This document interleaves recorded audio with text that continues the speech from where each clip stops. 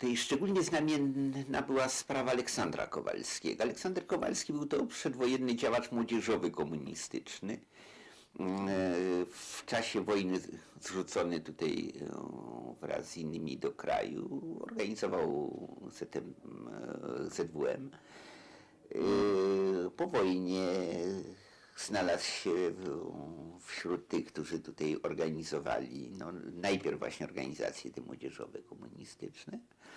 I był to człowiek, którego zgubiła jedna rzecz, mianowicie on miał opinię kogoś takiego, któremu można wierzyć, jeżeli coś powie. Przede wszystkim tej kadrze partyjnej, komunistycznej. Że jeżeli on powiedział, to jest pewne, bo nie jest to człowiek, który nie powie tego, czego nie myśli i czego nie wie. W związku z tym, w sposób zupełnie naturalny, można powiedzieć, powstał dosyć perfidny pomysł, żeby on jako świadek w przygotowywanym procesie Gomułki i Spychalskiego złożył zeznania, które jego by nie obciążały, bo dopiero w zestawieniu z innymi zeznaniami można było zrozumieć, co on zauważył, czego wówczas zrozumieć i zinterpretować nie mógł.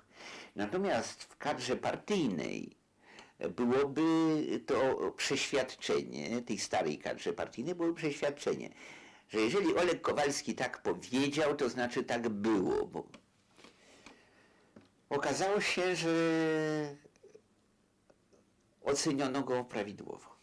To znaczy, kiedy on zaproszony przez Bieruta, samego Bieruta, to nie odbywało się na szczeblu jakichś pułkowników, że jest potrzeba złożenia takich zeznań, powiedział, że on takich zeznań nie złoży, bo on nie widział. Nie widział, nie słyszał niczego takiego, że on rozumie, że walka klasowa, że towarzysz Gomułka to okazał się nie towarzysz, ale że on może mówić tylko to, co widział albo słyszał. W związku z tym aresztowano go i zaczęto przekonywać go. Przekonywano go przy pomocy metod takich, jakie tam się wówczas stosowało. I przez parę dób trwającym konwejerze, a to tak nazywano, posadzenie na bardzo niewygodnym czymś do siedzenia, na jakimś bardzo niewygodnym stołku, a czasami to nawet było na noc odwróconego stołka,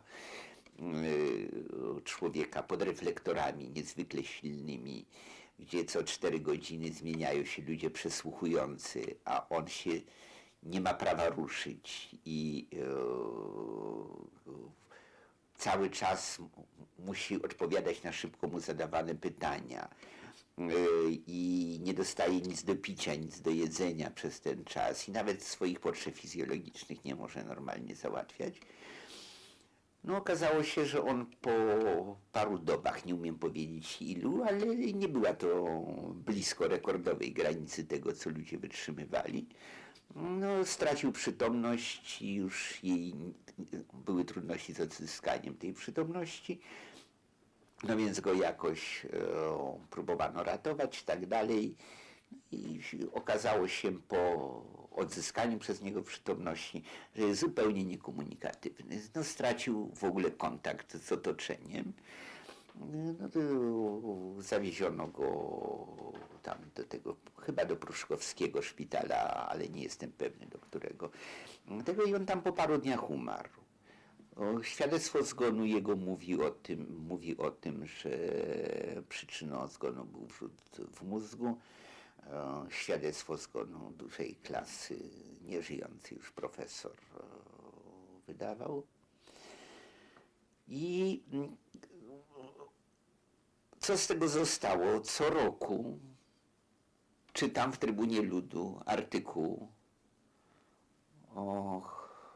poświęcony pamięci Aleksandra Kowalskiego jako wspaniałego komunisty, wielkiego człowieka, tylko nigdy z żadnego z tych artykułów się nie dowiedziałem, jak on umarł. Działał, walczył, przodował, organizował. I wynika z tego, że nie żyje. Ale co się stało, to nigdy się z tych artykułów nie mogłem dowiedzieć. No i to dla mnie jest przykład szczególnie drastyczny. No krótko mówiąc, jest to człowiek, który zapłacił wyłącznie za opinię człowieka niezłomnego w tym, by nie skłamać, nie oskarżyć kogoś bezpodstawnie, człowieka, no, czy właśnie czystego moralnie. Tylko za tę opinię zapłacił. I co więcej, okazał się takim godnym tej opinii. No sprawa zupełnie przerażająca.